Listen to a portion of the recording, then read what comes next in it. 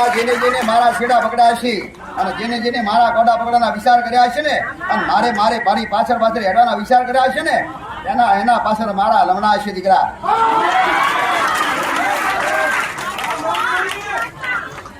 એની પાછળ જોઈને હેડવાવાળી માતા અરે એની પાછળ લમણો રાખ્યા મેળવું નહીં. અરે ગમે તે જગ્યાએ ગમે તે શહેરમાં હોય ગમે તે બગડામાં હોય કે જંગલમાં હોય અરે ગોડા જો મારો વહ હોય અને એના પહા હું જોગણી વાસ કરું દીકરા. હું જોગણી ગમે ત્યારે અડધી રાતે કદાચ ઊંઘ્યા હોય અને કદાચ વિઘન આવે ને તો ભલે વ્યક્તિ ઊંઘે પણ રક્ષણ તો હું જોગણી કરું દીકરા.